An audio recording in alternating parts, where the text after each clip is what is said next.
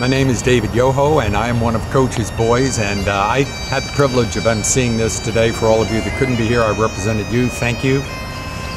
And so I say, enjoy what you're about to watch here.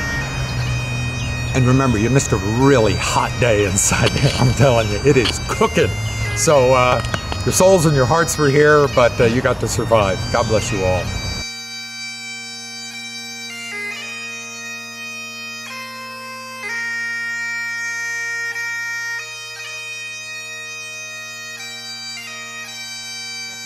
I shall not want. He makes me to lie down in green pastures. He leads me beside the still waters. He restores my soul. He leads me in the paths of righteousness for his name's sake. Yea, though I walk through the valley of the shadow of death, I will fear no evil, for you are with me. Your rod and your staff, they comfort me. You prepare a table before me in the presence of my enemies. You anoint my head with oil, my cup runneth over. Surely goodness and mercy shall follow me all the days of my life, and I will dwell in the house of the Lord forever. I chose these words not merely because they are familiar, but because they describe the strength and compassion of God in a way that I think we can recognize was reflected in Coach Slaby.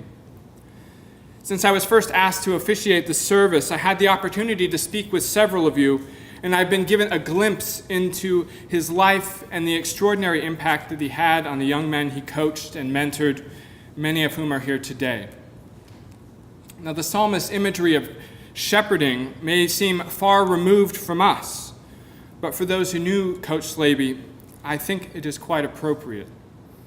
A shepherd is a humble office, and yet it describes someone who concerns himself with the comprehensive well-being of those in his care. And there's something rather moving about the way that the psalmist describes the God of the universe in those terms. He is at once absolutely in control and yet personally invested in our lives. As our shepherd, God provides for those under his care, certainly in terms of providing the bare necessities, but also more significantly in ways that are harder to put your finger on. He restores my soul, David says. Now, in my conversations with some of you leading up to today, I was struck by the fact that it seems so difficult to summarize Coach Slaby's impact. He was a coach, to be sure, but he was so much more than that. By all accounts, Coach had this remarkable ability to take boys and make them into men. How did that happen? Well, he did so in part by his self-sacrificial service. It seems hard on this anniversary of D-Day to ignore his selfless heroism when he saved the life of a Marine on the beaches of Normandy in the midst of the invasion 72 years ago to the day. The psalmist speaks of God going with us into the shadow of death. And Coach Slaby ventured into that same darkness then. But his self-sacrificial mentality was not just an impulse in the heat of battle. He lived with the same disposition towards many of you. He cared about you.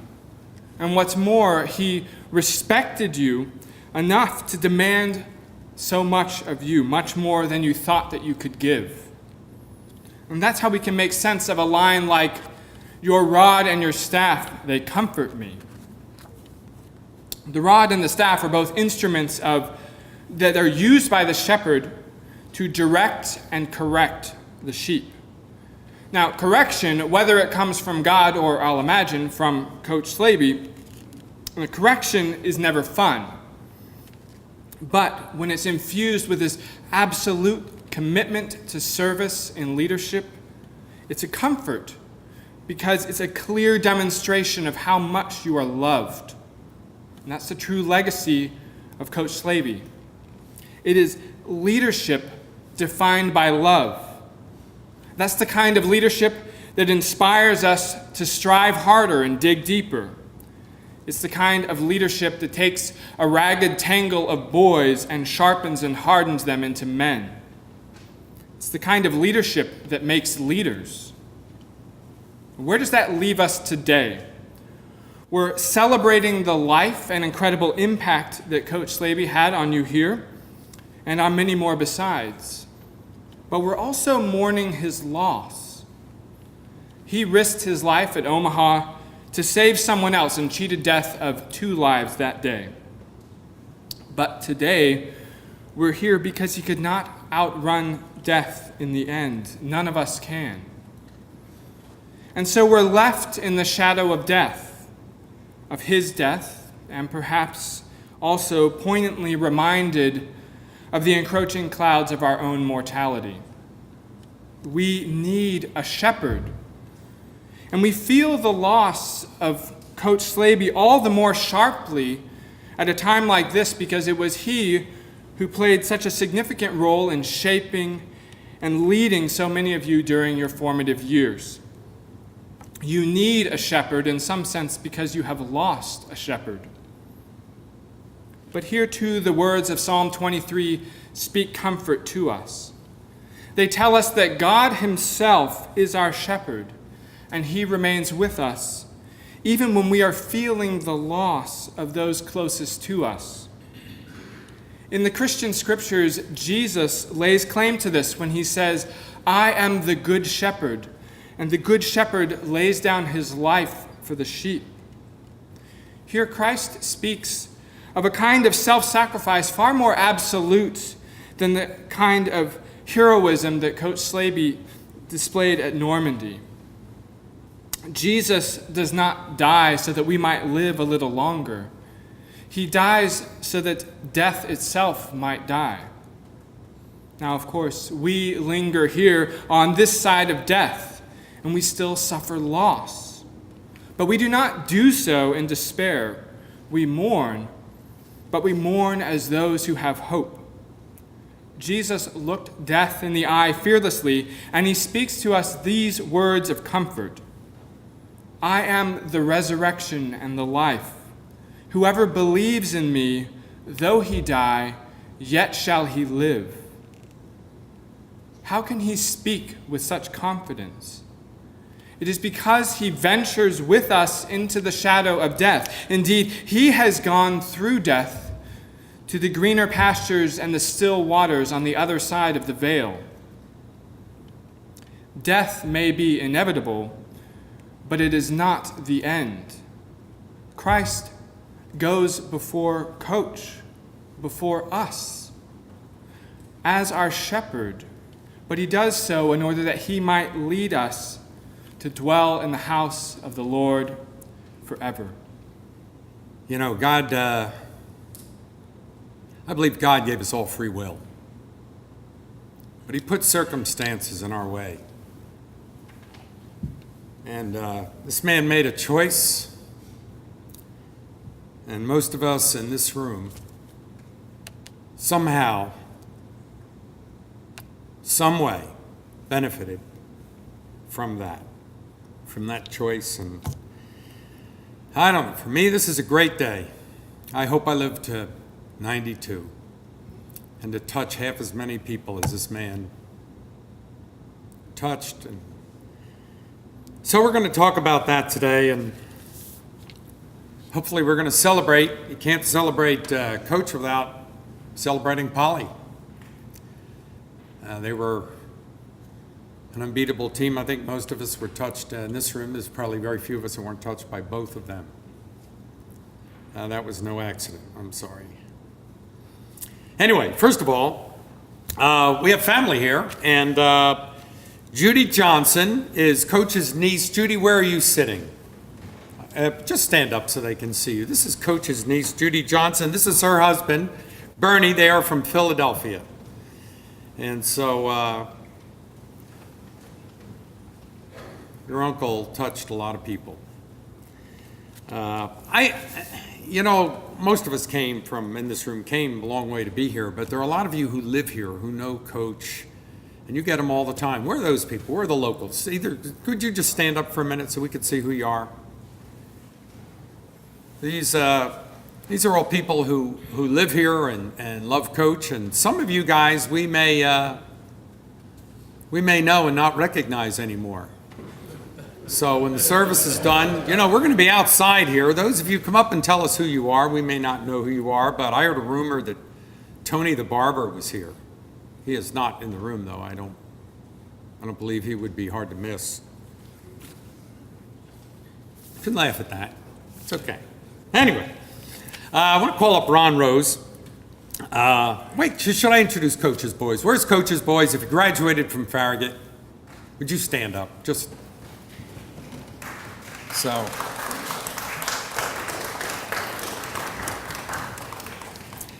Anyway, we're all here for different reasons, and I want to bring Ron Rose up here. So you should know a couple things about Ron, and you can come on up if you want, although I don't know if there's room for both of us here. So you should know, if you don't know Rosie, that when we met the day after Labor Day in 1964, he was 88 pounds and had his picture in the yearbook sitting on the arm of the heavyweight wrestler.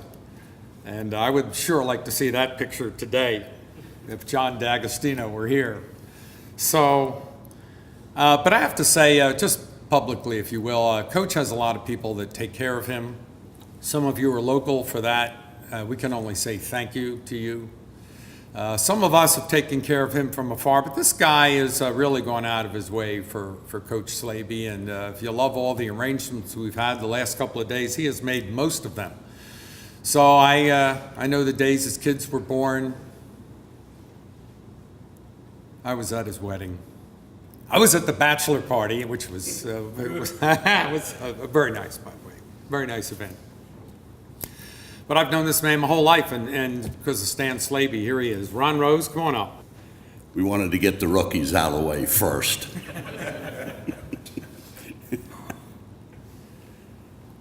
I was 98 pounds, by the way, yo. I have to mention that now because I have it in my spiel here. What a crowd. Just imagine how happy Coach would be to see us all gathered today. I want to thank everyone who's here for taking time to come out and help us celebrate the life of this fantastic man. If I can, I'd like to quote Jim Valvano. If you laugh, if you think, if you cry, that's a full day. That's a heck of a day. If you do that 7 days a week, you're going to have something special. So today, let's laugh, think, and cry. When I arrived in Pine Beach, New Jersey, the year was 1964. I was 14 years old, and I weighed 98 pounds. Shortly after I arrived, I met this man that everybody called Coach.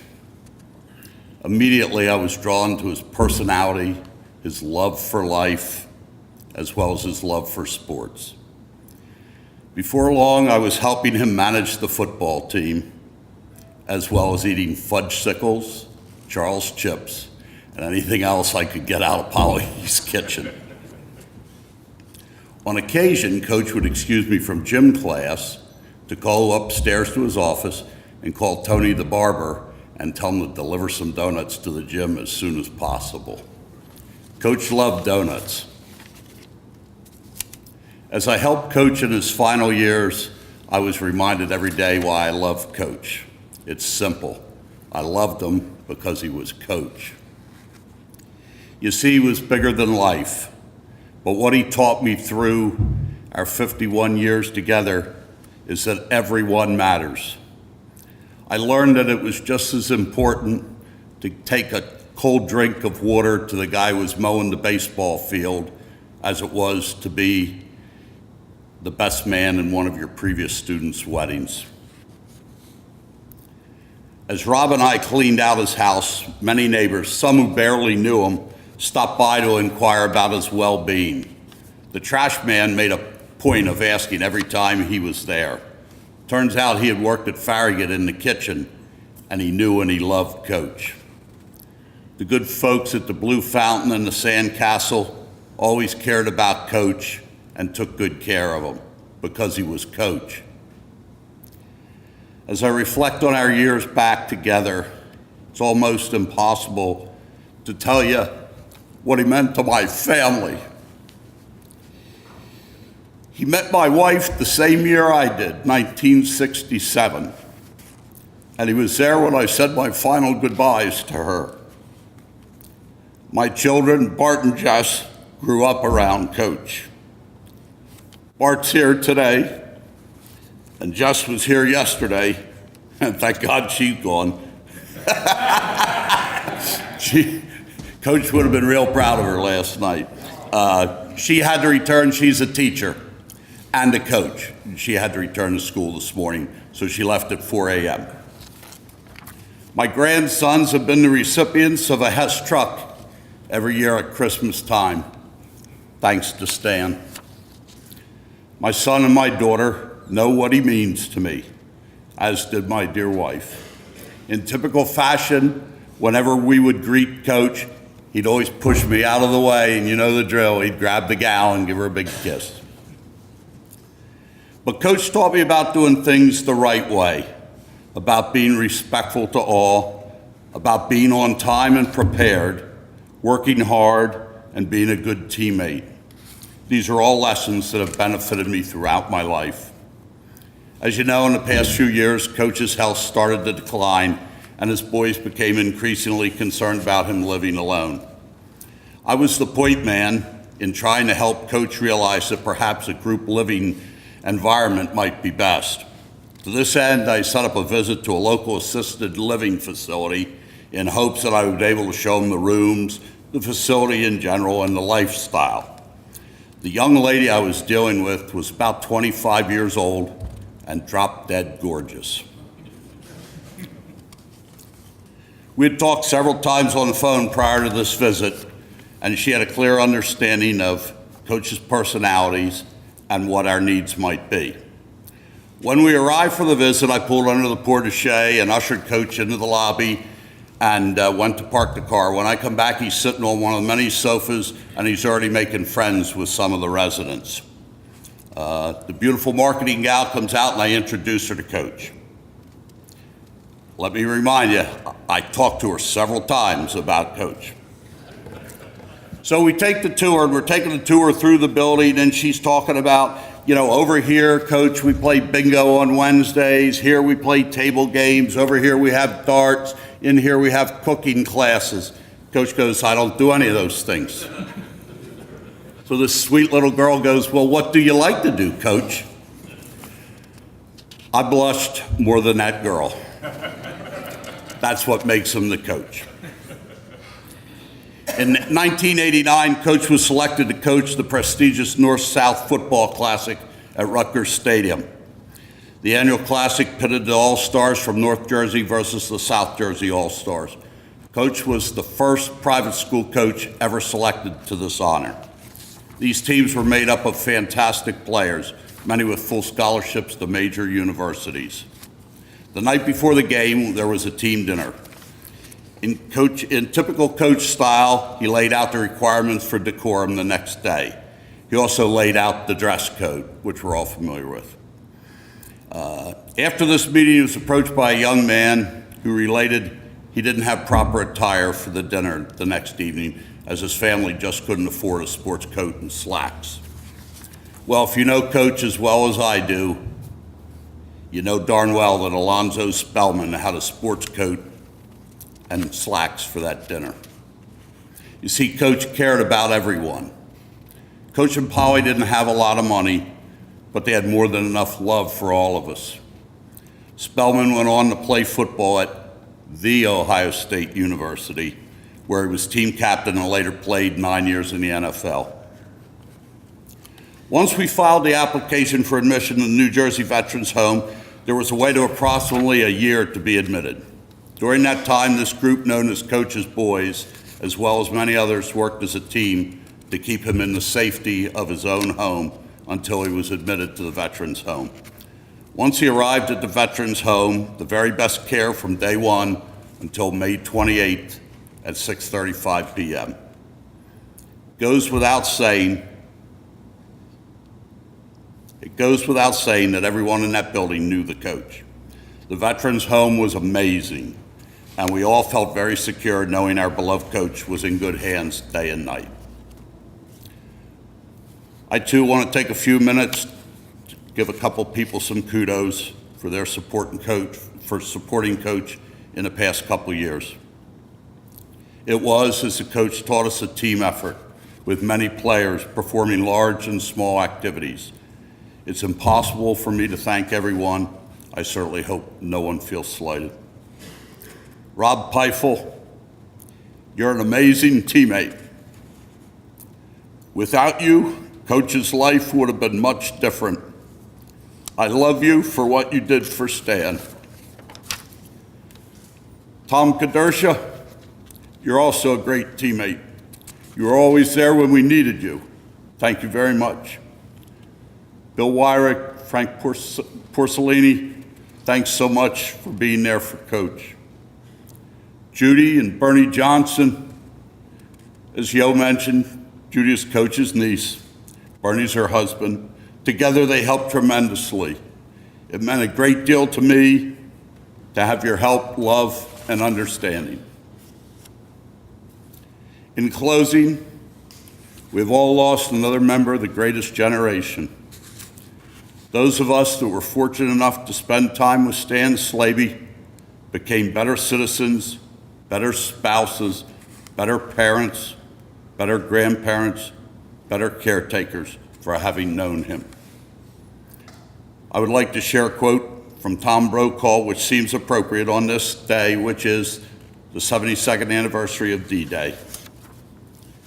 There, on the beaches of Normandy, I began to reflect on the wonders of these ordinary people whose lives were laced with the markings of greatness. Goodbye, Coach. I'll miss you greatly, but know that I'm a better man for having known you. I love you. I don't know how you got through that, because you had to say the Ohio State University. This is this is a Michigan guy. What a sacrifice for your, yes, thank you very much for that. That took great self-control. Very well. That has to be noted. Coach loved you. You were, I can't think of Coach without thinking about you, Ron. And really, thank you for, taking good care of him. It's, everybody should have a family this big. It just, you spawn this many kids, just shows you what life's about. You take care of people, and they want to express gratefulness and appreciation. By the way, a couple of you, let me just clear something up for some of you may be wondering. When Polly died, we found out Coach did not have a will, which distressed us because the last thing you need is a bunch of people sitting around taking money out of that will to decide what's going to be done with it. And so we sat down with Coach, and we wanted to know what he wanted. So we created a trust. Everything Coach has is in a trust. And guys, for someone who never went out to make money, he ended up as all of us should, with something to show for it financially. And so he gave us some directions. That money will be used for the school, for Admiral Farragut. We are going to be deciding how that's going to be done. There are 5 trustees to that program, to that project, if you will, who make that. And Coach made his wants and knowns, his needs very clear. And he loved the school. And by the way, we have 2 members of the Southern School here. Jeff, where are you guys? First of all, thank you. Just stand up so they can see you. These, Jeff and Allison came all the way from the Southern campus in Tampa to be here. Unfortunately, we wish we had one here in '94, but thank you very much. Good to see you guys. So anyway, we're going to be doing something, and we'll let everybody know what it is. You're going to have a chance if you want to come in with us. Just send us an email, if you will. I'd say send it to davidyoho@davidyoho.com if you want. Just send us an email and say, I want to be part of whatever you finally do, and we'll give you an option. There's always the Slaby Nicholson Fund as well, if you want to show your appreciation. Anyway, one of the people that was so important in taking care of Stan, we call him Tom Kadersha. We call him Doc among the boys because This is the guy we entrusted his health to. This man was really important to us. And he's going to come up and read something very sensitive to you. This is a two for one you get here. The best of us that he ever produced was Tex Brown. Tex was getting ready to come here the other day, and he had an accident. I'm smiling. He's okay, but he could not make the trip. So, I mean, he's the only one of us, I think, that had a play named after him. He starred in 3 sports as a freshman. He was a beast. And out of Coach's boys, he was the one he could point to that said, probably exemplified a lot of what Coach stood for. Great athleticism and that kind of bullheaded toughness that he inbred in us. Anyway, we're going to have just short notes from Aiden, real brief. Ron had the most to say. And Dr. Dersher, why don't you read to us? These are the words from Aiden Brown. Thank you, David. Well, it's 56 years later, and I'm still subbing for Aiden Brown because I played in the same era. He was from 60 to 64, again, 56 years ago. So unfortunately, he had a little medical event, couldn't be here, so he asked me to go ahead and read some of his thoughts. This was originally a lot longer. We probably would have been here till 4 o'clock in the afternoon. But here are some of his thoughts. I'm going to skip the first part. As you know already, he played from 1960 to 64, 56 years ago, played 4 years football, basketball, and baseball. And he also says that the coach was the best coach he ever had. I was coming to be here with you today and celebrate Coach, but medical circumstances sidelined me. I'd love to be there laughing, sharing, being serious, expressing gratitude, and admiring what Coach did for us and how we all turned out. The man I am today and have been since 1964 proudly strives to express many of Coach Slaby's fine qualities. Of course, I am not unique in this. I was fortunate and found a wife with many of the fine qualities expressed by Aunt Polly, also not unique in this. Both of my sons are coaches on collegiate and professional levels, and much what they do have their origins in Stan Slaby, not unique here either. Just some memories.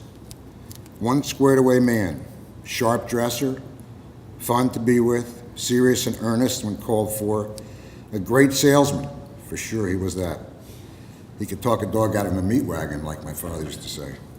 A master at relationships, organized, super tough, massive capacity to get a lot done. Consistent, confident, caring, the list goes on. Keep your mouth shut, work hard, pay attention, don't give up. Coach's house on the weekends, his medal, Aunt Polly's Christmas decorations. I don't know if any of you remember, she had 1 million Santa Clauses. He's shaking his head. Yeah, that's for sure. Riding shotgun late at night, coming back from away games. Remember it, then forget it. That was a famous line. What did he say? Remember it, then forget it, but that was his line. Great meals on the road in restaurants and homes, new uniforms every year, the best helmets, coaches pregame and halftime talks. God bless you, coaches, boys, and all who have come to celebrate Coach. And that's it from Aiden. I just want to add a little bit myself. It's amazing that 72 years ago today, we landed on the beaches of Normandy, him on Omaha Beach. And now, almost 72 years later, he has landed on the shores of paradise with his Lord and Savior. Thank you very much. Coach was a bull, and you helped keeping his machine running. Where's Art Musicero? We should all note that Polly called him Arthur. Arthur was special. So even though he was special, we're going to let him speak today. I don't like Arthur. He had Polly's favor, and there's good reason. This is, again, this is a guy who would do anything for you. And Coach bred a group of us. Guys, we know who we are. We don't need to be introduced. We know who each other are, and this is one of our best right here. He also represents the school in an official capacity. And so with that, class of 1973. I'd like 77. 73 is really Arthur Musicaro. I've got two things. On my official hat, a note from Captain Bob Fine, Headmaster, Admiral Farragut Academy, St. Petersburg, Florida. And if you don't know, I may have a hard time getting through this, but we'll do it. A teacher, coach, affects eternity. He can never tell where his influence stops. Henry Adams. Coach did just that. He impacted the lives of hundreds. He taught lessons. He gave tough love. And he, along with Polly, parented young men for close to 40 years at Admiral Farragut Academy. Although I never had the opportunity to work with Coach, I've talked to alumni for the past 27 years about Coach and his wife, Polly. I have heard story after story about how Slaby's hospitality, kindness, and care. I have heard stories about his strictness, and then in turn, the food and the stock in the stock basement. I've had the opportunity to get to know Coach over these years at events in New Jersey and St. Petersburg, and even got a chance with Rob Peifel to travel with him to the West Coast. One thing for sure, he loved his boys.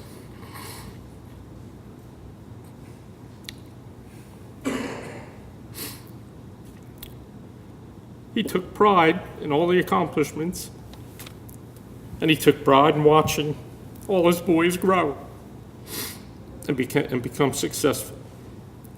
He would tell me story after story about it, each and every one of them we came in contact with. He always appeared to have a particular story for each alum. I have stood in amazement when he identifies an alum after alum after alum after not seeing them for almost 40 years. He remembers each and every one of you and loves all of you. I'm sorry I could not attend today to honor such an extraordinary man. He had an impact on so many. And I know from my time with him, he is happy and in a better place with his loved Polly.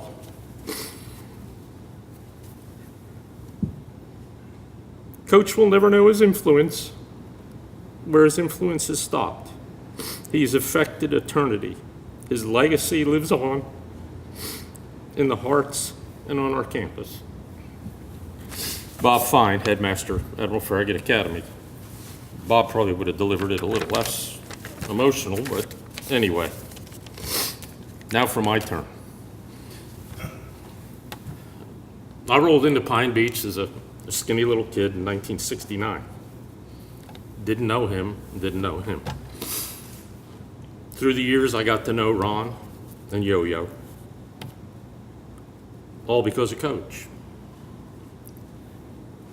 And I left Farragut in 1973 and went on, and here I am today, all these years later. But no matter what you called him, Stan, Stanley, Stan Slaby, Stosh, Seaman Slaby, Coach. He'll always be Coach. And like has been said, he not only coached us on the field, he coached us in life. How to dress, how to push, how to reach deep when you couldn't reach for anything more. And you know, there were times on those fields on Saturday afternoon when the score was 42-3 and there was a quarter and a half left to play and it was 90 degrees out, and the only time you got off the field was either halftime or hurt.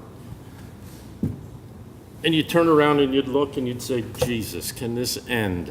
It can't go on. But then you'd look to the sideline and there was a guy knowing you were getting shellacked. And he was into the game. He coached start to finish. And I had to believe in my heart that he knew when he stuck us out there on Saturday afternoon that we were going to get our clocks clean. Because we played against powerhouse schools that were lined with postgraduates, and you know, you just Some little kid from New York wasn't going to compete against some kid at the Hun School that was going to Notre Dame when he got done. I went and played Division III football. I was lucky. But anyway, always coach. And then there was the house, a respite for us to get away from now hear this, bells, kids running down halls, doors slamming. And we'd go to Coach's house. Yeah, you may have to rake, you may have to clean the gutters, you may have to cut the grass. Well, you know what? If I was back home in New York, I'd have been raking, I'd have been cleaning the gutters, and I'd have been cutting the grass. So I was home. Coach and Polly, we were home. You'd go to the back door, you'd knock, and Polly'd be in the kitchen, in her blue Oxford shirt, and her khaki pants, barefoot, always barefoot. Come on in. And down I'd go. My first time in the basement, you know, it was a military school, and I was some lowly freshman. So I walked in the basement, and there were all these upperclassmen there and watching football. I need a fudgesicle. They're upstairs, go. I spent my entire afternoon up and down the steps, right? But it was better than listening to now hear this. So anyway, and as time went on, and my career at Farragut progressed to the point my senior year I was a battalion commander. How that happened, I don't know, and I still wonder to this day. I went to the back door one time, early September, and Polly told me, she said, you know, you don't have to come in the back door anymore. And I said, but we all come in the back door. She said, no, you can come to the front door. It's okay. A couple weeks later, I go to the front door. Ring the bell. What are you doing here? Get around the back door. Stanley, I told him he could use the front door. So I used the front door. But you know, and then as time moved on, and I left and came back, and I'd come back occasionally, not as often as I wanted to, but I didn't. I would always call. Where's Coach? It's Friday night, you know where he's at. He's at a game. Saturday afternoon, depending on where I was in my travels from West Virginia to New York to see my parents. But you're gonna stop, aren't you, Arthur? Yeah, I'll stop. And I'd stop, and I'd walk in the front door, and the dining room table was set and all the finery, and the candelabras were there, and the ham was in the oven, and the scalloped potatoes were there. And she said, you're staying for dinner, right? I said, well, Polly, you know, I got to get home. You know, I'm going to have dinner. You're staying for dinner? Yeah, I'm staying. So I stayed. Coach had come in, you know, and we'd trade stories. And then when I met my wife, you know, we did it all. We brought our girlfriends, our wives, to meet Coach. And like Ron said, get out of the way, get over here. And he'd haul Vicky in and give her a big kiss and whatever else he did. Then Christopher came along, and Christopher got to meet Coach. But there was just something that always took us back there. And you know, it's wonderful. You'll go through life, you may meet one or two special people that influence you. This is the guy right here. You know, we all talk about the foundation that we got at Farragut that helped us get to where we are today.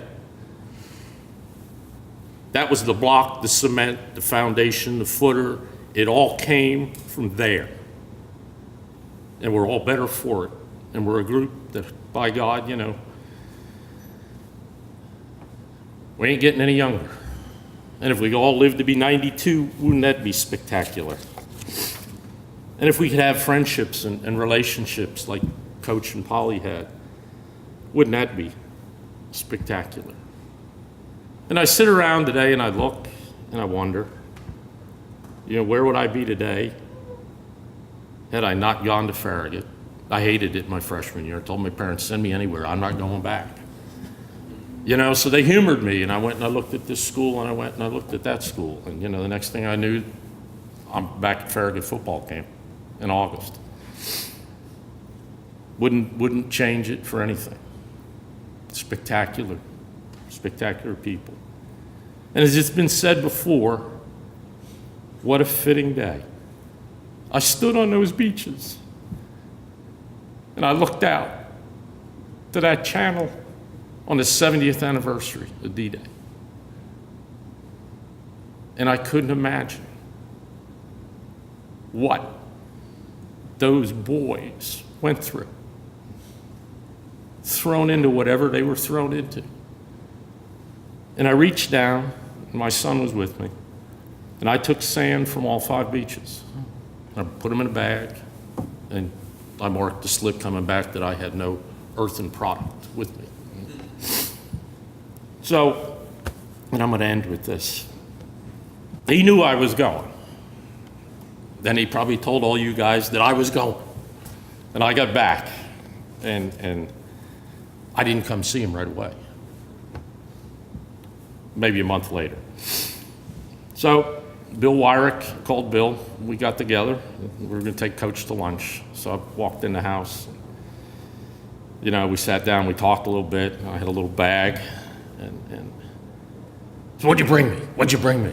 So I reached in the bag. And, it was really interesting. And you probably got to love the French for it. But the 70th anniversary, if you wanted something from the Normandy coast that said the 70th anniversary, they were hard to find. So the French run very good inventory control because it all said D-Day, June 6, 1944. But I found a commemorative coin. So I got that, and I reached in my bag, and I gave it to him. He opened it up, and he looked there, and a little tear starts running out of his eye. And then one of the gift shops, I walked along, and I found a little landing craft model. So I had that. I reach in the bag. He unwraps it. He says, well, it's not the same model. This is not the ship I was on. Just not the landing craft I was on. But he held it. And he's got the coin, and he's starting to cry a little more. And I reached in the bag, and I took a little vial of sand with a little tag on it that said Omaha. And he held that vial of sand, and he cried like a baby. And I didn't serve. I've read a lot. But when you talk to this generation and you get them to a point, he was back at that beach holding that sand. And he cried and he cried. And he put it down, and we went to lunch. So he's riding with me, and he's real quiet in the car. So I said, what's wrong? Well, nothing. What's wrong? Well, I told the guys you went and you didn't bring me anything back. And he said, so now I got to call and tell them. What a special day. What a special guy. So, with that, Coach, you're with Polly. Thank you. Arthur taking us in the Wayback Machine. I met Coach in May of 1962. Was coming down to buy clothes for summer camp. And I was in the back of Clark Hall, right by the mess hall with my mother. And this guy was walking down the sidewalk wearing his summer browns. And he was walking the ugliest dog that I had ever seen. And it wasn't, till a few years later, I knew it was also the smelliest dog that I had ever met. So we had a bunch of Ben Burlaps. Ben Burlap had a plane named after it, if you remember. And then I guess there was some name change over the years, but for a lot of us, it was Ben Burlap, including this gentleman who probably ran the Ben Burlap play. Come on up here, Ken. When I first got to Farragut, this is one of the seniors, first class, and it was interesting for those of you who have ever been hazed. Just thinking about it, aren't you? So, this was not one of the guys. This was one of the truest gentlemen that we've bred out of our program. Most of us would like to be as much of a gentleman as this guy, but it's too late. Anyway, this is a great guy. His name is Ken White, class of 65. Well, we all belong to a very special union. And the anchor of that union is among us today. I don't have to tell you that. I started writing a letter to Coach about a month ago, and I'd like to share that with you. It's dated May 2nd, 2016. Dear Coach, I've been meaning to write to you for some time now, as I don't have your address or phone number at the VA. I miss our conversations and trust you're doing well in your new digs. I've corresponded with Tex Brown a few weeks ago asking him when he might be back east, as we haven't seen each other in many, many years. He replied he would return before too long in order to visit you, and we should get together then. Barbara joined me in attending the Farragut reunion in Pine Beach a few days ago. And we were unable to stay for dinner on Saturday, but had we known you would have been there, we'd have remained an extra day. Barbara and I arrived earlier in Pine Beach that day for the flag lowering ceremony and had time to kill, so we drove over to see Polly.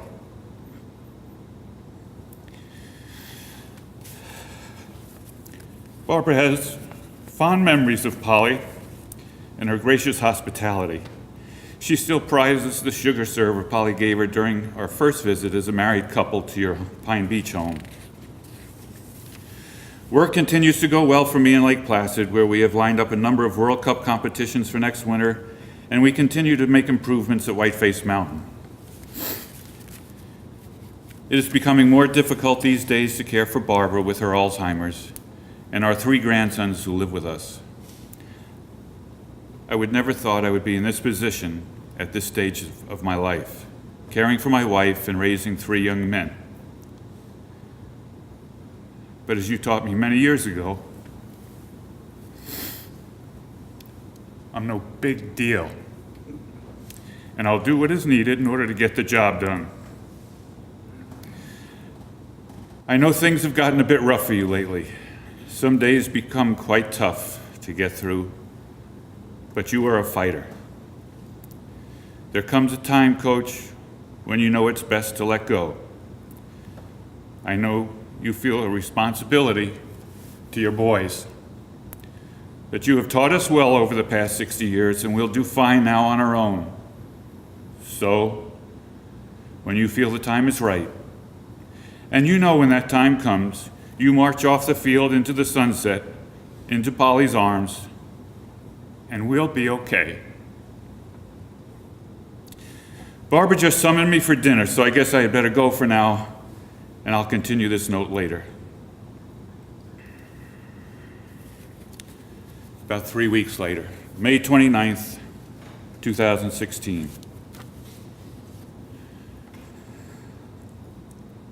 I can't believe it, Coach. I just received a call from Andy Aldi informing me that you had passed away yesterday.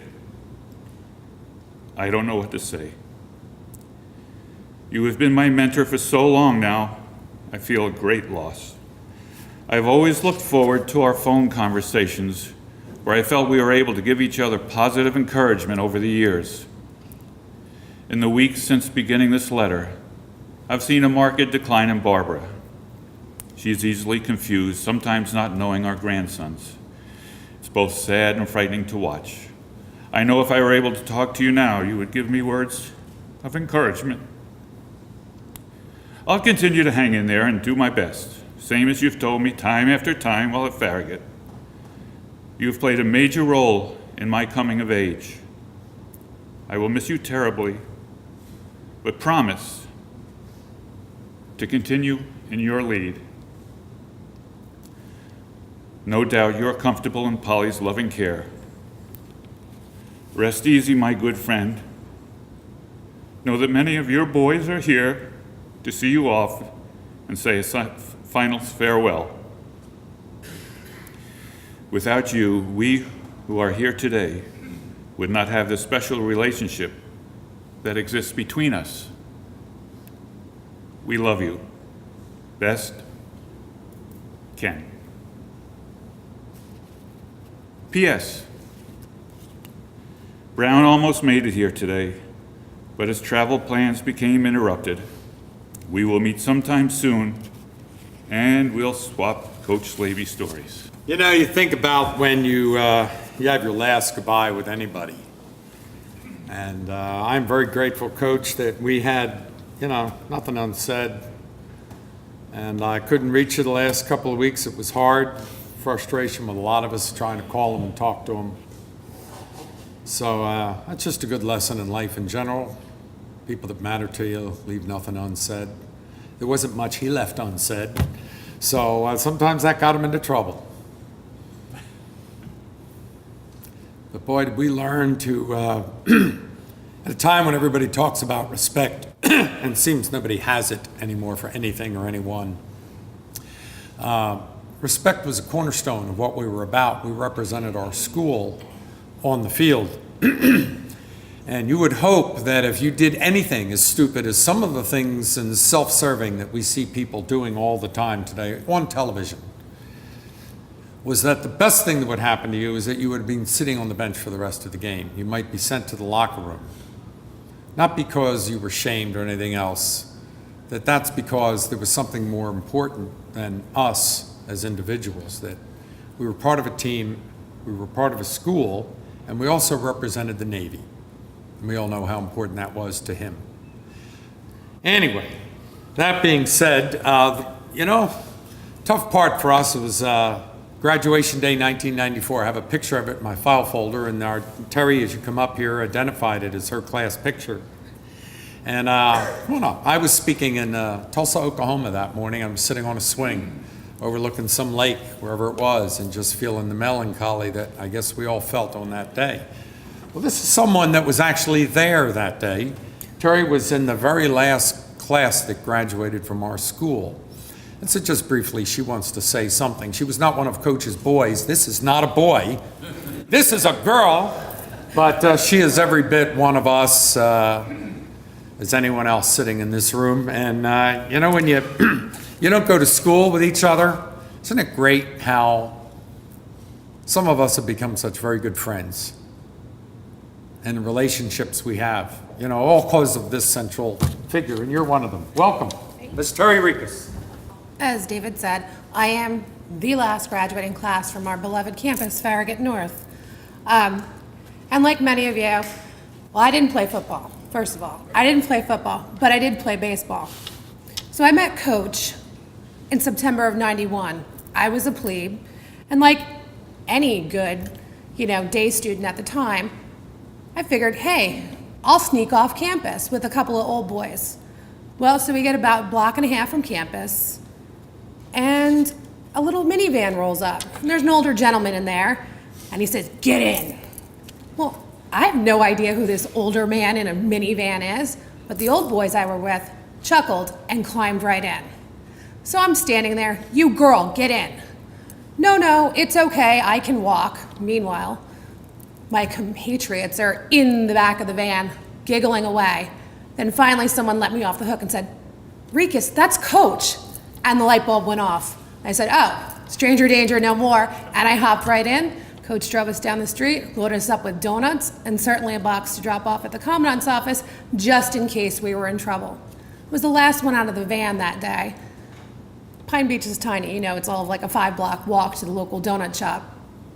I was the last one out of the van, and he said, "You, girl." "Yeah, Coach, come by the house. You have to meet my Polly." Okay. Next week, in between stuff, I square myself over to campus or off campus. Coach's house wasn't quite on campus, but it wasn't quite off campus. It was this gray area in our student map that you weren't out of bounds, but you weren't in bounds. So I go and I knock, and Polly said, "You're the girl." I said, "I am the girl." "Come on in." She made me a sandwich. We had a talk. She explained that it was already hard enough because I was not there the first year. I was there the second year that the girls were there. She explained that it was going to be tough as a girl, but if I kept my wits about me, I would be okay, and I could certainly stop by any time. And I did. Polly always had something kind to say, always had a hug, always had something to eat. Even if you weren't hungry, you ate. Springtime rolls around, springtime 92, it's my first year. It's baseball season. I love baseball. I tried out for the team. Coach Peterson, also one of our alumni, was the athletic director and the baseball coach at the time. Now, Coach Slaby, not a fan of me going out for the baseball team. Not a little bit. So tryouts, I think, were a little bit tougher that year, but lo and behold, I could hit, I could field. If the ball was coming at my face, I didn't shrink away. Coach Peterson, Kurt Peterson, put me on the team. Coach Slaby, not a big fan. Till Coach happened to come by a couple of practices, because Coach was always out of practice, keeping an eye out. Coach saw me hit, he saw me field, said, "You don't throw like a girl and you don't hit like a girl." And looked at Coach Peterson, Kurt Peterson, and said, "She's all right, she can stay." From 3 years, I played varsity baseball at Farragut. There's so much, but so much of my memories of Coach are, I was the last class to graduate. My graduation party that my parents were hosting, yeah, I was an hour and a half late too, because after going in the pool, Coach said, come over, Polly and I are having a party, come over to the house. Coach, I just graduated, I come over to the house, and I, like all of us, I guess, jumped into the pool and was soaking wet. And I'm like, Coach, I'm soaking wet. Even better, come on over. Polly gave me a towel, I met and greeted everyone, and then went back to my parents' house for my graduation party that I was 90 minutes late to, before cell phones, so they couldn't find me. I said I was at Coach's house. My parents said, Coach and Polly, they had a big party. I said, there was a lot of people there. I said, all right, well, you're here now. I wasn't actually in trouble for that, which I was really surprised. Through the years, I would see Coach around town. I left for college and I came home. He worked for the prosecutor's office and he loved having a badge. I mean, he loved having a badge. So I'd see him at town fairs and things like that, and I would always see how he was doing, and Polly would always, Polly's stories would come up, always, because they were the best team. They were the best team. 8 years ago, I moved home. I'd been living overseas, and I moved home, and I'm running the boardwalk. I'm thinking I'm gonna do a 5K, new start, new life. I'm gonna run. All of a sudden, I'm running down the boardwalk right here in beautiful Seaside. His arm comes out and grabs me. Girl, Rikus. I'm like, Coach, how are you? He's like, what are you doing? What do you wanted to know every single thing that minute. Talks to a girl in the stand. He goes, come over here. I need your phone number. I'm going to go home and I'm going to put it in my phone book. I'll be calling you. Why are you running? I'm like, well, I think I might want to do a 5K. I'll meet you here 4 days a week. This is what time. I'm like, well, I got to work. He goes, you work around my running schedule for you. Okay, Coach. So Coach, even after many years later, even up to 8 years ago, he was training me to run a 5K. I blew out my hip running the hills of Pine Beach. But Coach, it was important that I try and that I work hard no matter what. And that's Coach. If you worked hard and if you showed that you cared and that you worked hard, and even if you pretended that you didn't care, Coach knew. He loved teaching, he loved coaching so very deeply that even my son, who's 2.5 years old, I showed Coach a picture of him. Coach looked at me and goes, that one's gonna be the football player. I have 2 sons, one's 4, one's 2.5. The 2.5-year-old, he goes, yeah, that one's my football player. I said, Coach, well, you better stick around for it. He goes, I'm not sure I'm up for that challenge if he's hard-headed like you. This is 2 years ago. He looks at a picture of my baby and knew that that kid's gonna be a football player, and he's kind of built like a football player, to be honest with you. That first year after Polly died, that was a rough year. I don't know how I got through phone calls at 1 o'clock in the morning. I need to see you for breakfast. Well, Coach, I gotta work in the morning. We'll meet early. I'll meet you at the diner.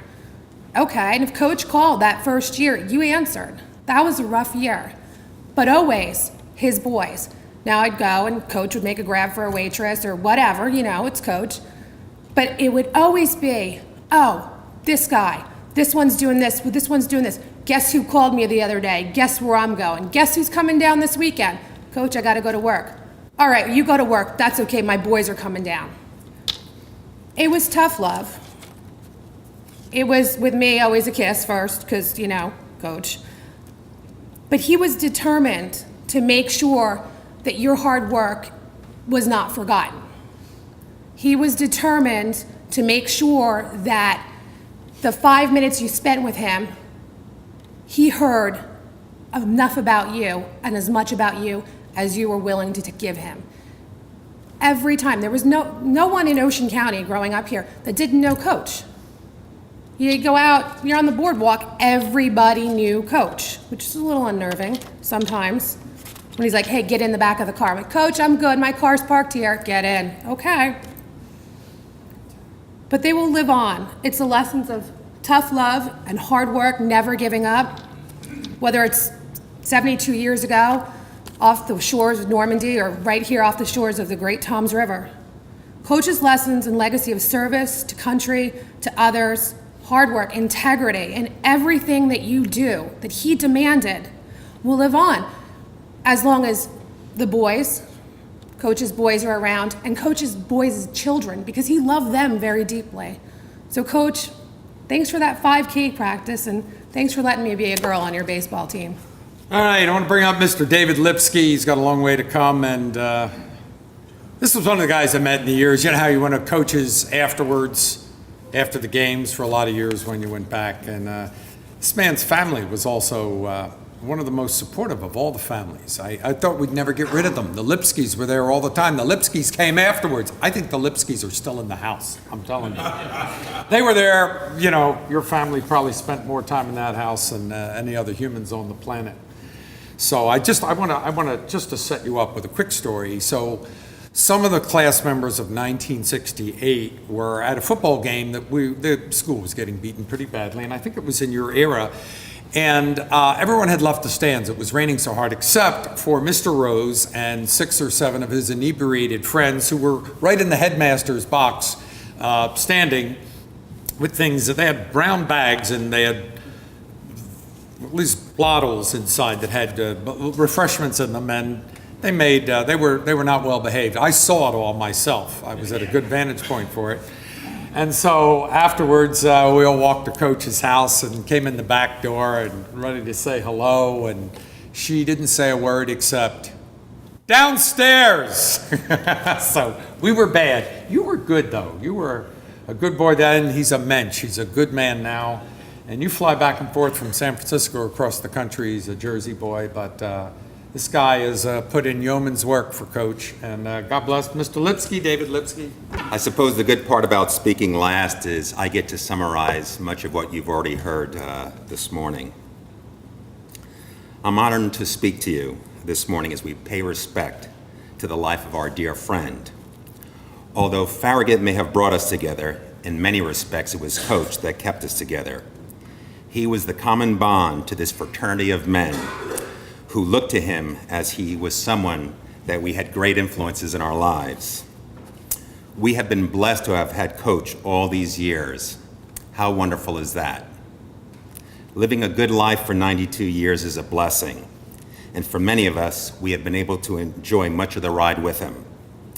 To have lived a long life, always surrounded by the boys you taught life's lessons and values to, and shared their friendship, respect, and love with, is a gift. Coach was a character.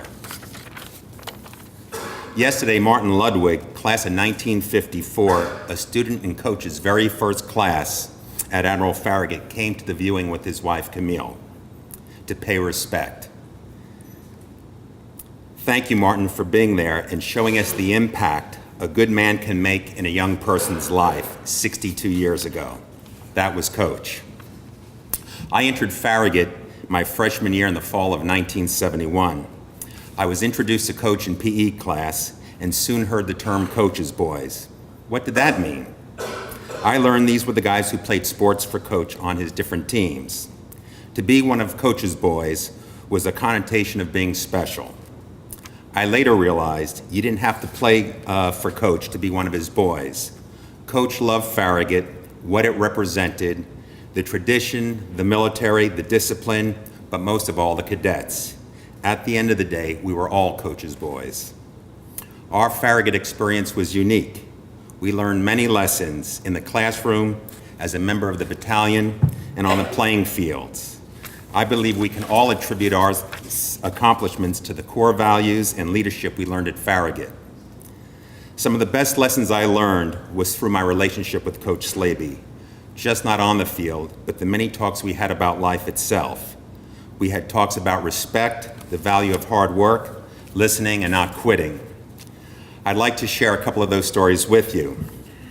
It's my freshman year. They're having varsity baseball tryouts, and I go to the tryout. Only after making the team did it occur to me that I would not be able to go home on weekend leave for about 3 months. As a 14-year-old, that seemed way too long. So I went to Coach after that practice and I said, Coach, I'm quitting the team. I cannot begin to tell you the wrath I took. So after that, I avoided Coach at all costs. I didn't speak to him for the rest of my freshman year. I avoided him for the majority of my sophomore year. It was during the summer between sophomore and junior year that I had gone with my parents down to Pine Beach to meet with the headmaster to talk about my junior year curriculum. I go into the headmaster's office with my parents, and the headmaster says, David, are you going to play football this year? And I said, no, sir. And he said, why not? I said, I don't like the coach. And he said to me, well, you don't play for the coach, you play for yourself. I said, I'm not interested, thank you. So with some conversation with my parents, he asked that I step outside, and I decided to go for a walk. I was walking past DuPont Hall towards Robinson, and who do I see? Coach. Lipsky, get over here. And I thought to myself, oh crap, what does he want? You gonna play football? And I said, no, sir. And he asked why. I just assumed Coach knew I didn't like him because I hadn't spoken to him for so long. So he said, why aren't you going to play football? I said, you know why. He said, are you chicken? And I thought, oh, the nerve of this guy, he's really getting me going. So I said, I'm not a chicken. I said, I'll go down to the mats with you right now. What a mistake that would have been. Next out of his mouth was, are you here with your parents? Yes, sir. You going to have lunch? Yes, sir. You know where I live? Yes, sir. Pick me up for lunch. And again, the nerve of this man, knowing I don't like him, to invite himself along for lunch that afternoon. We went to Tommy's on Main Street in Toms River. Coach spent the next 2 hours talking about persevering, fighting hard, standing up in the face of adversity, and how quitting was easy. It became habitual. There's nothing to be learned in the process. At the conclusion of our lunch, we dropped him off at the house. He leaned back into the car and asked, so Lipsky, you gonna play football? And I said, Coach, I need a little time to think about this, but I'll get back to you. A week later, I called him, and I said, Coach, I'm gonna play, and if I hate every damn day, I'll be there. Well, I can't tell you how many times over the years I faced tough situations and would have been easy to walk away. But I was reminded of the lessons I learned from Coach and how disappointed he would be had I not stuck it through. In my junior year, the second to last game of the football season, I think it was on the opening kickoff, we run down the field, I twist my ankle, I could barely get up, and I limp back into the huddle, and I hear Coach yelling, Lipsky, you missed your block. And so after missing a few more blocks in that first series, he calls me to the sideline, sit down, pulls out his white tape and does a quick tape job on the ankle, and he says, get back out there. And I looked at him, I said, Coach, I can hardly walk. Go out there and walk it off. So he yelled at me for the rest of the game, of course, but no excuses. After the game, he took me to see Doc Pecora. I had a torn ligament, and I was on crutches. I came to practice Monday, Tuesday, Wednesday on crutches. Thursday, I'm standing on the sideline with my crutches. Coach is next to me. He looks at me. He looks back into the stands.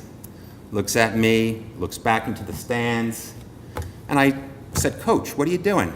He says, I'm just trying to figure out where you're going to sit this weekend. Needless to say, I suited up Friday, he taped the ankle, and we played our last game. But Coach taught us about sportsmanship, respecting the opponent. Play hard, always give 100%, and most importantly, always play fair. He didn't tolerate off-color language. He emphasized enjoy the game, regardless of the outcome, honesty, respect for family, faculty, and elders. Coach and Polly opened their home to us. We were their kids. We'd go over, watch TV, play pool in the rec room, enjoy the sodas, the fudgicles, the chips. It became our home away from home. And for many of us, Polly was our mom, and Coach, he was Coach. How fitting today on June 6th, we are here with Coach Slaby on the 72nd anniversary of the invasion of American troops in Normandy. During my years in school, Coach rarely, if at all, talked about the invasion or even his service in the Navy. Perhaps this was typical of his generation. Coach's family room was lined with pictures and trophies of Coach's teams and players. Among the pictures was a nicely framed letter and ribbon from the Secretary of the Navy recognizing Slaby for his actions during the landing of the troops at Normandy. As years went on, Coach spoke more and more about his service. He was very proud to have served in the Navy and would tell stories over and over. As an 18-year-old seaman aboard an LCI troop landing ship, the ship was berthed in Southampton. Orders went out quickly one night for all troops to come back to their ships. The ship set sail and they were off the coast and they were told, "This is the invasion we've been practicing for." Because Seaman Slaby knew how to swim, his responsibility was to take an anchor and lifeline ashore. Early that morning, he's called in. They greased up his body so that he had some protection from the elements. They lowered the gangways on the port and starboard side of the ship. Slaby swam ashore. He got up on the beach. There was a man next to him. But as Coach said, the man had no face. This is the only time I ever heard Coach say he was scared. As the Marines made their way down the gangway, holding onto Slaby's lifeline, he noticed a soldier go under. He immediately instructed the next Marine that reached him to hold the line while he went out to the drowning soldier. He successfully got the soldier ashore and assumed his duties in tending to the line. An officer on board his ship had seen what Slaby had done. Once the troops fully disembarked, Slaby swam back to the ship and was taken back to a room where they covered him with warm blankets and gave him coffee. Upon return to the States, Slaby's ship landed at the Navy base in Newport, Rhode Island. The ship's sailors were called to a formation at the base. Without any idea of what would happen next, the base commander called Seaman First Class Stanley Slaby front and center and read the following citation. From the Office of the Secretary of the Navy, the President of the United States takes pleasure in presenting the Navy Marine Corps Medal to you. Stanley Slaby, Seaman First Class, United States Naval Reserve, for the services set forth as follows. For heroic conduct in rescuing a man from drowning during the landing of American troops on the coast of France, June 9, 1944. Taking an anchor and lifeline ashore to assist in the disembarkation of troops, Slaby caught sight of a drowning soldier who had apparently stepped into a bomb crater and utterly disregarding his own safety, swam to the assistance of the helpless man and finally succeeded in rescuing him. By his self-sacrificing spirit and fearless action, Slaby saved the life of another, and his gallant conduct was in keeping with the highest traditions of the United States Naval Reserve. For the President, James Forrestal, Secretary of the Navy. After that presentation, Slaby stood with the base commander on the review line and watched the troop pass in review. They even gave him a tour of the base in an armored military car. Immediately afterwards, Seaman Slaby returned to his ship and carried on as usual, with no additional privileges. This was the way it was. A serviceman carrying out his duties as instructed, nothing more, nothing less. As Coach grew older, he took every opportunity to share this story. He often wondered whatever happened to that soldier. Did he make it home alive? Would he remember the young sailor who saved him? Coach wore his Navy and Marine Corps medal with pride at every occasion. In closing, I want to give special recognition and thanks to the following men who went above and beyond tending to Coach's needs in his later years. These are truly Coach's boys. Ron Rose, who assisted Coach with funeral plans after Polly's passing, who saw to it that Coach would get accepted into the VA home when at the time was right and to be cared for by others, who worked with Coach and his attorneys on his will and trust, and who made many trips back and forth to Pine Beach, Toms River, and Vineland. It is because of Ron's love and concern for Coach that the final chapter of Coach's life is closing with orderliness and dignity. To Robert Peifel, who week in and week out drove from Philadelphia to the Jersey Shore to spend time with Coach.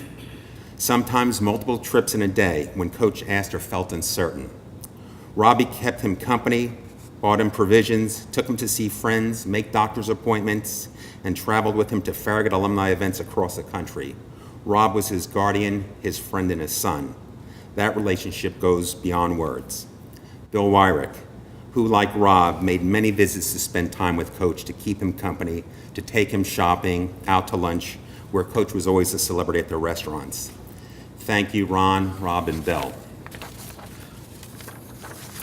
Following this service, please take a moment to meet these men and to thank them.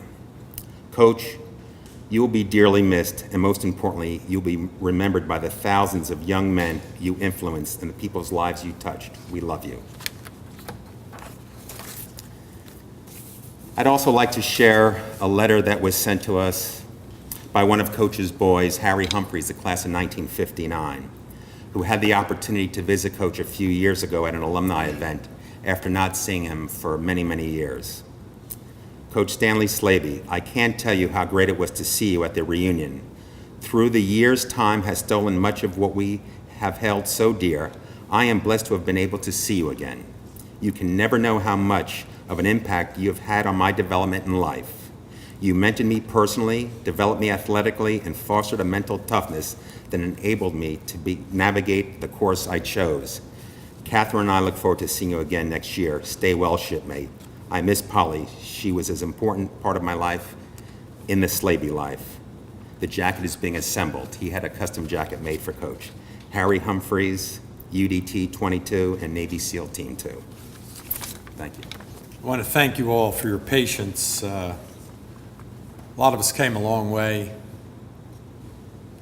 A lot of us have actually been a lot more brief than we could have been. So we will all be outside, I'm assuming, for a few minutes until we leave, because that itself is going to be hard. Don't know when we'll all be together like this ever again. North Campus hasn't existed for 22 years. Just a piece of it is so much of Stan and who he was. Now, you can't end an event like this without the man we call the Rev. We were surprised to learn he wasn't an actual minister. He just acted like one. Never claimed to be one. Man has got fire in his heart for Coach like the rest of us. Got fire in his soul. I want to introduce you to kind of the chaplain, if you will, of Coach's boys.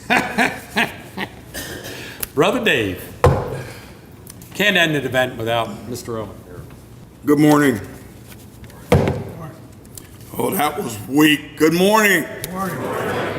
Ah, dang, we ain't here for, we're here for a homegoing, a celebration of life, not of death. What I heard today, as David very articulately said, was that he summed up very well how our relationships were with Coach and Mom Polly.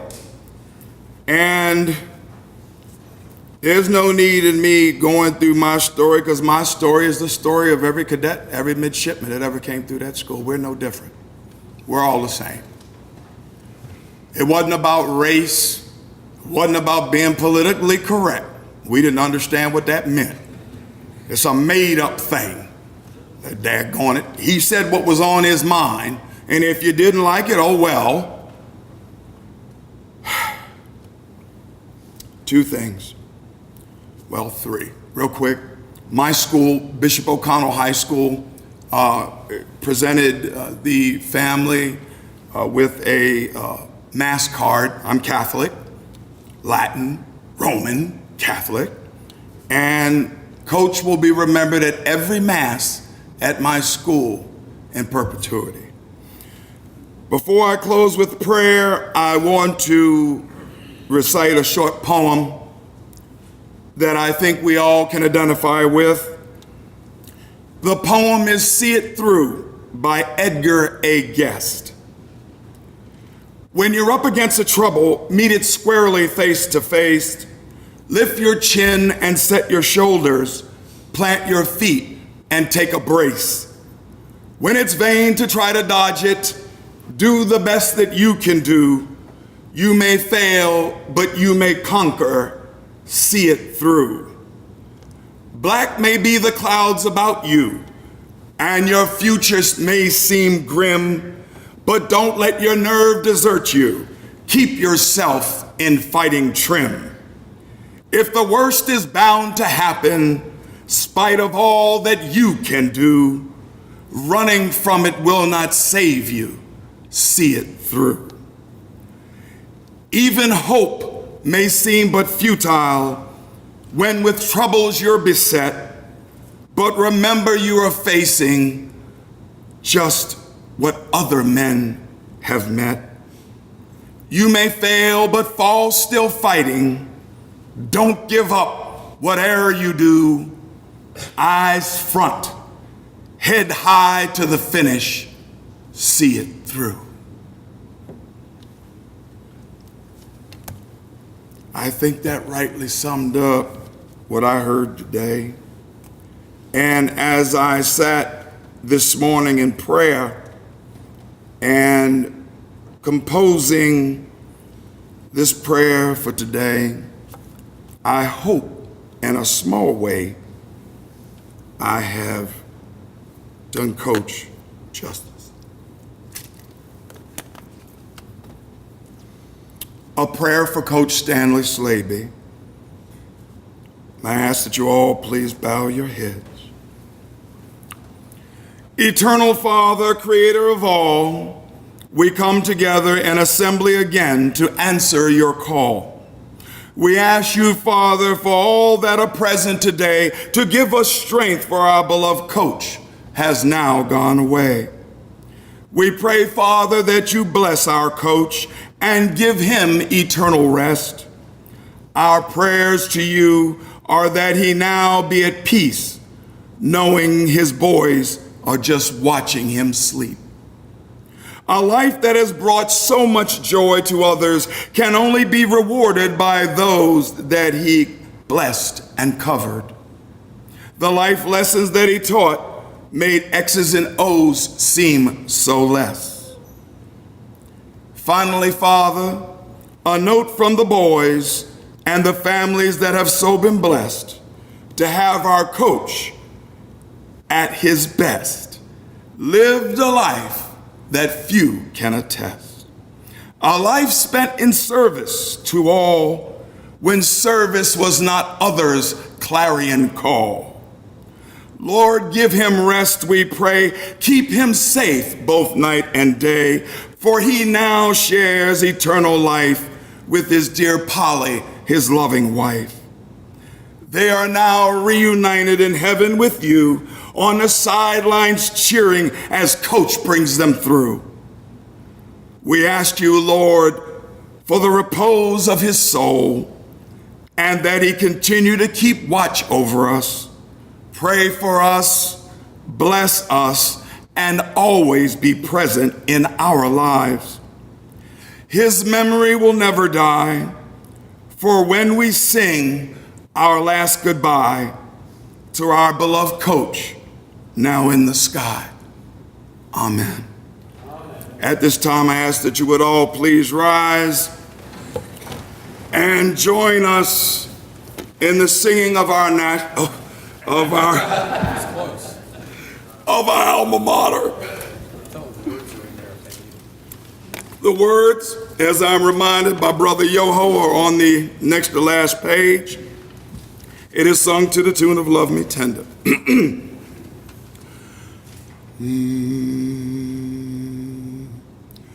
Here beneath the towering pines by the river blue, Farragut will ever stand, alma mater true. Hail to thee, glory be thine own. High the silver and the blue ever will be flown. These stories and the song are a fitting tribute to honor the life and legacy of Stanley Slaby. But even as we hold fast to his memory, we must relinquish our hold on the man who is no longer with us. And so now let us pray. Give rest, O Christ, to your servant with your saints, where sorrow and pain are no more, neither sighing, but life everlasting. You only are immortal, the creator and maker of mankind, and we are mortal, formed of the earth, and to earth shall we return. For so did you ordain when you created me, saying, you are dust, and to dust you shall return. All of us go down to the dust. Yet even at the grave we make our song. Alleluia, alleluia, alleluia. Give rest, O Christ, to your servant with your saints, where sorrow and pain are no more, neither sighing, but life everlasting. Into your hands, O merciful Savior, we commend your servant Stanley Slaby. Acknowledge, we humbly beseech you, a sheep of your own fold, a lamb of your own flock, a sinner of your own redeeming. Receive him into the arms of your mercy, into the blessed rest of everlasting peace, and into the glorious company of the saints in light. Amen.